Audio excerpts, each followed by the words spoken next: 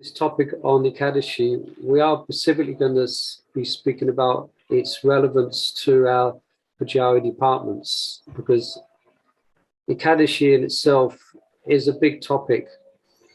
And there's lots, for instance, in the Hari Bhakti Vilas describes from I think the 12th Vilas to the 15th, there's lots of glorification and about the significance of Ekadasi. But that won't take too long. I mean, there's a lot there. I mean, we're all very familiar with Ekadasi and its importance. So I won't be giving all those quotes and details.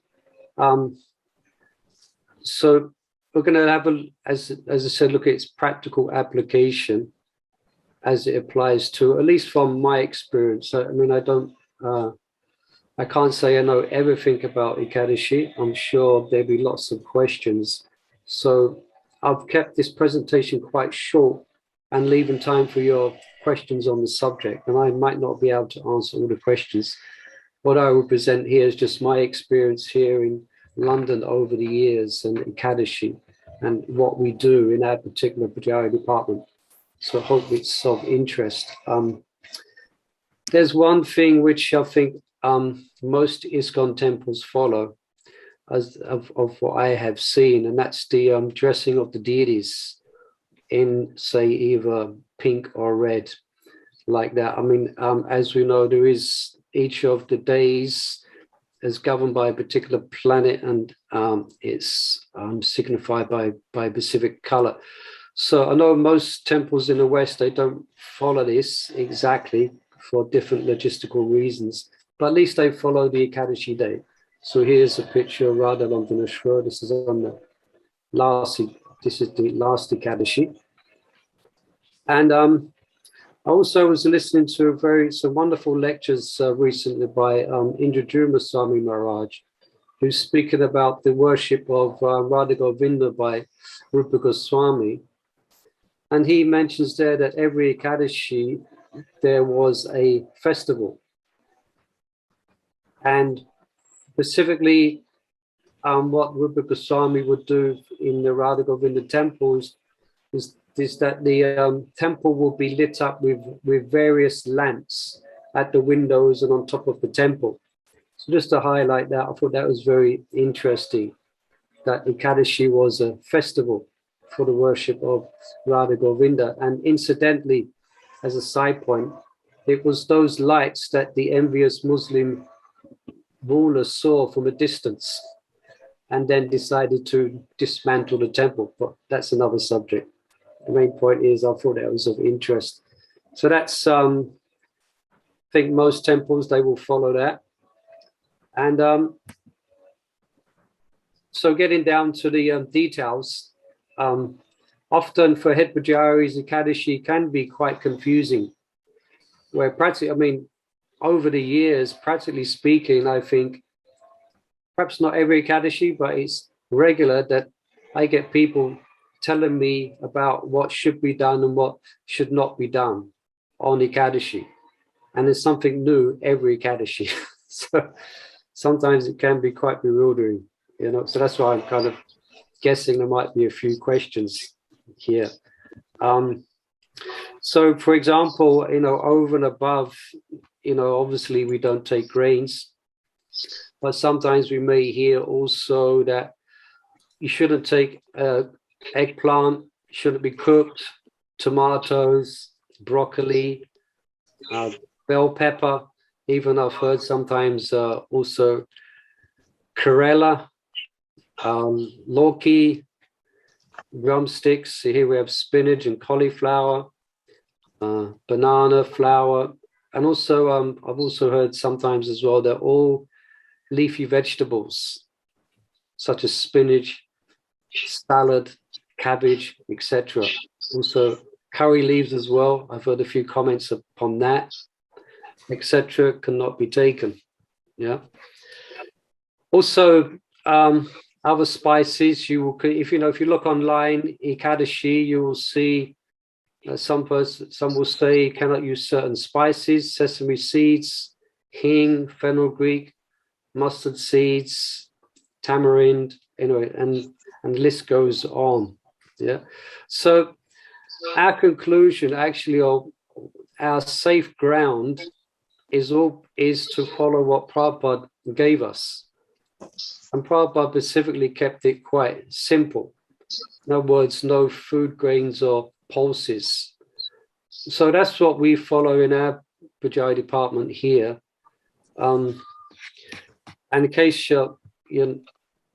I looked up pulses, I just want to double check what pulses were. If I just want to double check. So here, there's a variety of them, different food grains. Obvious one is rice, but there's others as well. So this is what I think this is what we specifically understand without going into the large understanding of Ekadasi from the Hindu perspective. This is what Prabhupada told us to avoid. And in the Pancharacha Pradeep, in the supplement, it's also mentioned that one shouldn't take mustard seeds.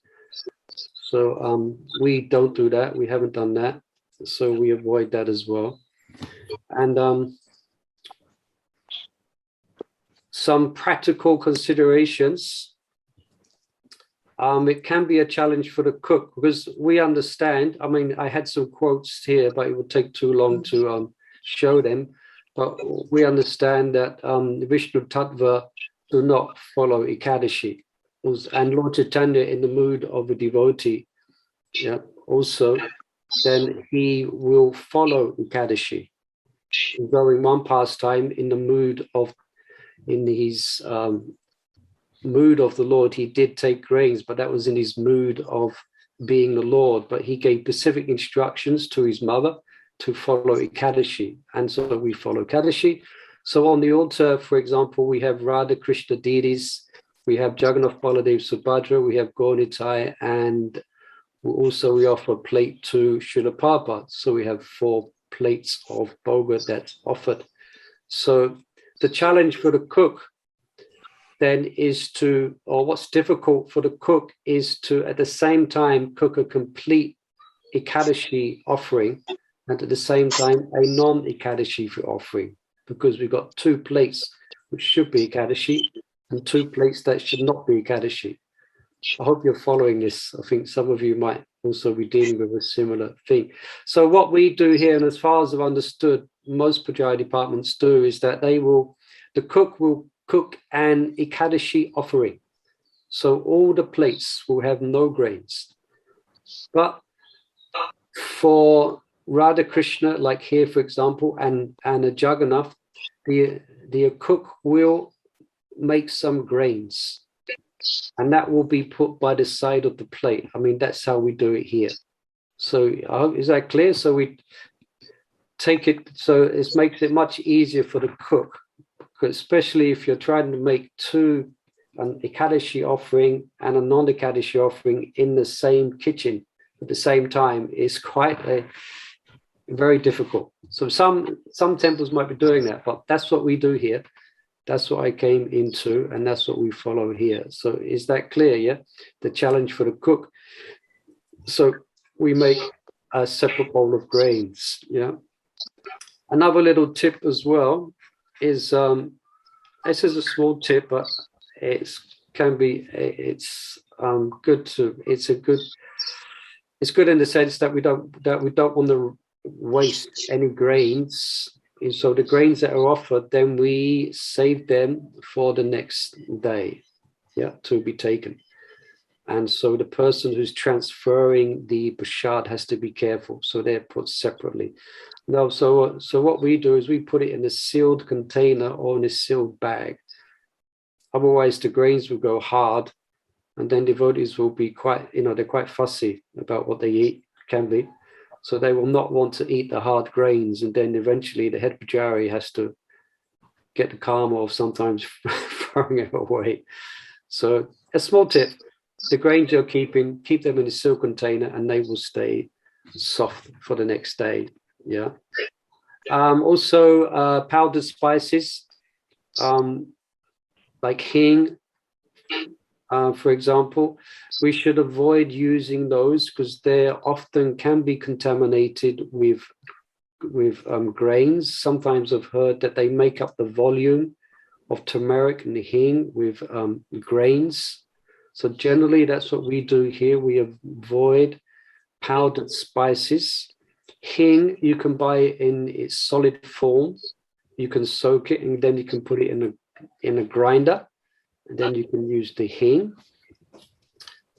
Sesame seeds, they are not taken on Ekadasi except the Sat Til Ekadasi.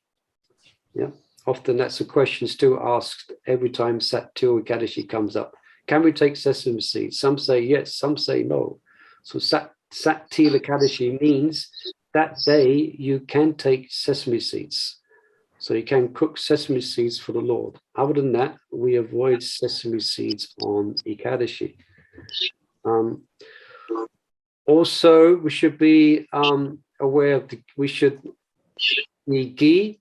Often, of course, ghee is used to fry samosas, etc. So that will often have grains in. So you want to have fresh ghee on the day of Ekadasi.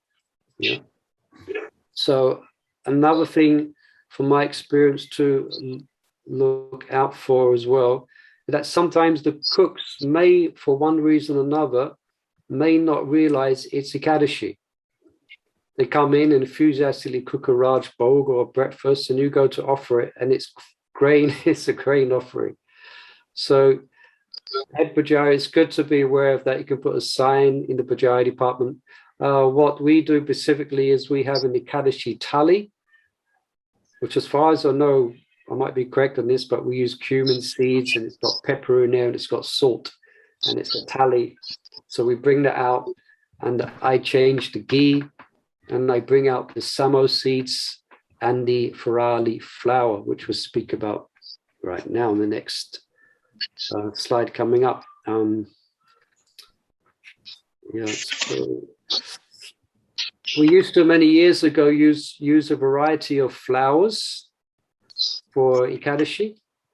Buckwheat, as I'm sure you heard of these, Singoda, Rajagro, and another one I found out today, Nanya. But the last 10 years, I think a lot of devotees have discovered this Ferrari flour. And that's wonderful flour for use on the Ekadasi. You can make everything exactly the same. You know, samosas, kachoris, chapatis, you know, you name it, you can make it. And every time we make that, all devotees say, "You sure this is not grains?" So every time we have to, no, it's Ferrari flour. Yeah, so some of you might be aware of it and you are using it. It's actually a mixture of flours. It consists of Rajago flour, Samo flour, and Singolda flour. So that's Ferrari flour. Okay, so it's very good. You can use that. And you can, there are many now, increasingly, there's many Ekadasi cookbooks out there that you can buy or refer to. You can see there's just a few here. There's many more. So we can actually make wonderful preparations for the Lord on Ekadasi. We've got a few of these cookbooks, you know. So let me just check in the chat here. There's something. Okay. Right, just about the translation. And here's a quote from Prabhupada, just confirming how Prabhupada explained very simply for us about the Ekadasi. One should observe fasting on Ekadasi day, the 11th day after the full moon and 11th day after the new moon, with no grains, cereals, or beans are eaten. Simply vegetables and milk are taken in moderate amounts, and chanting Hare Krishna and reading scripture, etc., is increased. So that's on the teachings of Lord Chaitanya. So in the time I have, that's my basic presentation. So I'm guessing there might be a few questions on the subject of Ekadasi. So I'll open it up here for some discussion. We've got 5 minutes left. If there's Normally there is questions on the subject. Normally every Ekadasi, there's lots of doubts, what we can use or can't use. If there is any questions, you can ask here. Krishna, Murli, Manohara Prabhu, this is Jainanda Das. Hare Krishna, Jainanda Prabhu, Hare Bol. Hare Krishna. What about peanuts? Were they mentioned? Peanuts, no, I didn't mention peanuts, but Are they peas or nuts? yeah, this is a question. Are they peas or nuts? Someone has to help me on this one. This is what a typical question. We have some hands raised here. Can we just, if anyone can answer this? Are nuts, are peanuts? So Nrsimhavati is. Yeah, peanuts are fine on Ekadasi. It was something that Prabhupada would take himself.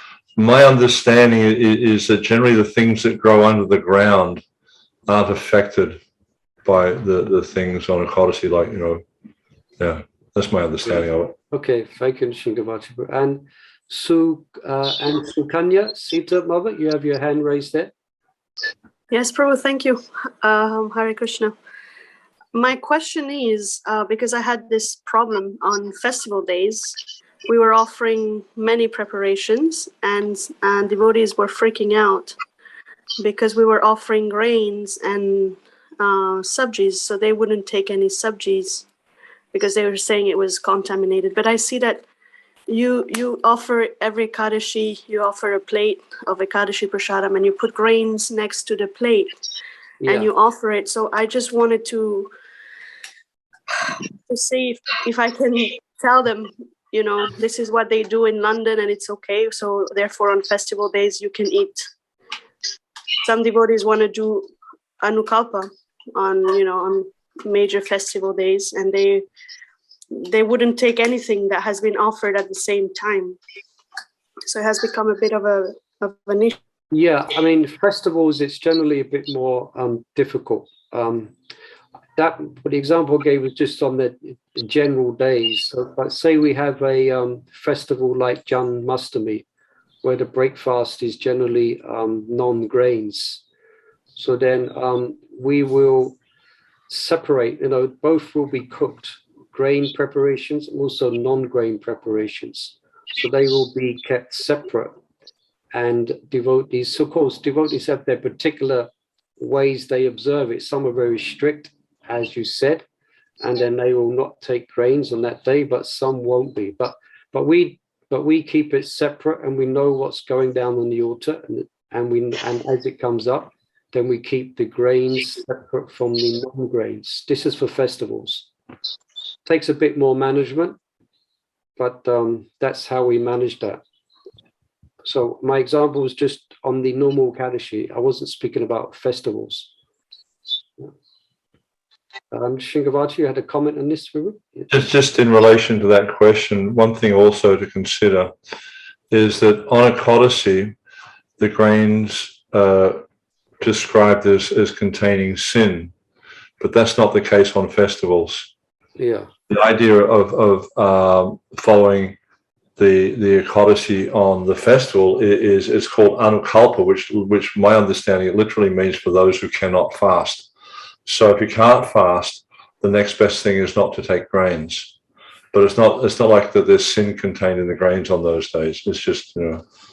Yeah. And also I have been told that, but I haven't been able to confirm this, and that's the challenge of some of these things is confirming them, is that in the Gaudiya Math, there's only 5 festivals they actually follow, Vishnu Tattva appearance days where they actually follow Ekadasi.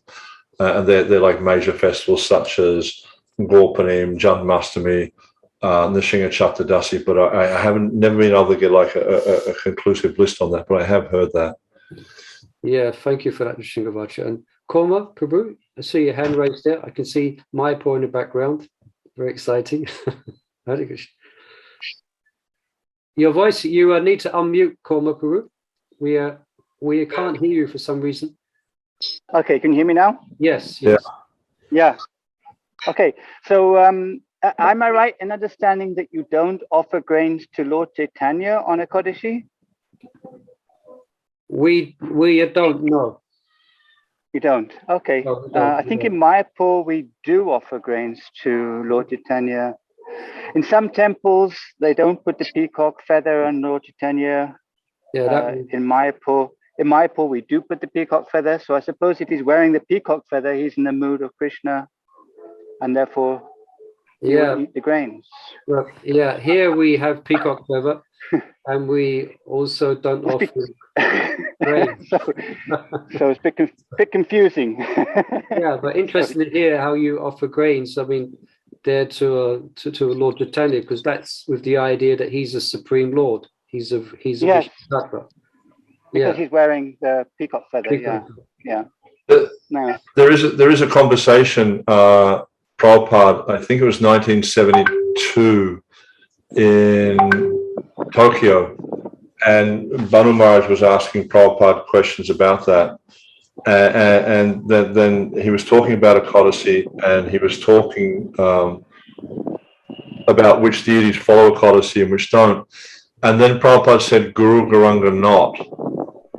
But then if you look at that, you can see that generally when Prabhupada was referring to Guru Garanga, he was generally referring to a picture altar of the Panchatattva and the initiating spiritual master, or the Guru Parampara. So yeah, that's the only clear instruction that I've seen on it, and even that's not so clear because you could interpret that in different ways. Yeah, I think the ISKCON Daily Worship Ministry is working on a position paper for Ekadasi. And the reason why it's not been out yet, because there's so many complications. We have a few hands up. Let's go to Mahashankar Shamprabhu. Can you, Yes, Hare Krishna. Hare Krishna. Thank you. I just sent some link to chat because I want to ask the same question about offering deity, offering grains to the Gornitai. Okay. Because I find one conversation, so I send it to chat. Okay. And I want to ask you also if you offer on Ekadashi Karob. Carob, no, we don't. We avoid that as well. Yeah, it's like considered the grain. Carob, yeah, as far as we understand from a pod. Yes. But it's not a grain. The thing is with carob powder is they mix grains with it so it doesn't coagulate. If it was just pure carob on its own, you could eat it. But because they mix powder with it so it doesn't coagulate, so you can actually use it, what they mix with it's a grain. But it's not a bean as in like a legume. It grows on a tree. It's a different thing. So the same with turmeric and other powdered spices. Yeah, they mix things with it. That's the problem with carob. So, Nishinga Vajpayee, I should just carry on fielding questions until you kind of. Yeah. Just do what you need to do. Narayan Manjari, Mother, you have your hand raised. Naina Manjari? Yes, I am here. I am a little bit bewildered by the verse that you put here. This is written, no grain, cereal, and beans. I always understood grain and cereal is the same. Can you maybe? Yeah. Full moon and 11th day, new moon, when no grains, cereals, or beans. Yeah. So Prabhupada's making a distinction here. More or less, it's the same thing. If that's the question. Yeah. Cereals or beans. Yeah, Prabhupada is making that distinction here, but it's the same thing. It basically these are not eaten. Yeah.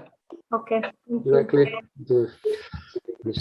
We have also from ISKCON Jandelas Brun. By pronunciation, there isn't any name, but I don't know who that is. They've got their hand up. ISKCON. Ramananda Gopal. Okay, go ahead, Prabhu. Ramananda Gopal. Yeah, Krishna, thank you for this nice presentation. And for example, we have Prahlad Maharaj and Lakshmi Devi on the altar as well. And so there was always the confusion about, what happens with Prahlad, because they're eating from the same plate. And in this time, I think Damodar on our behalf, she asked Pangachangri Prabhu, and he said that he can. It's up to Prahlad. He can decide if he want to eat the Ekadasi preparations. Or he probably eat the Ekadasi preparations. Then he doesn't eat the grains.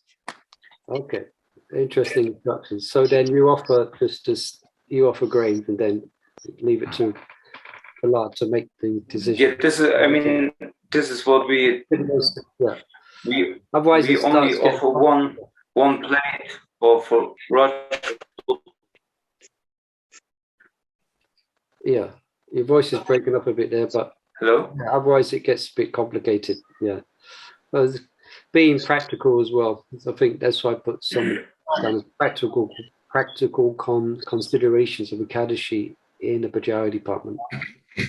And there's no other hands there, unless Sukanya Mother, was that hand still raised from last time? I think it was. It's still raised from the last time. Sorry. Okay, no problem. Okay. So thank you, everyone. That was a kind of brief look at Ekadashi. It can be a big topic, but I thought I'd just share what we do here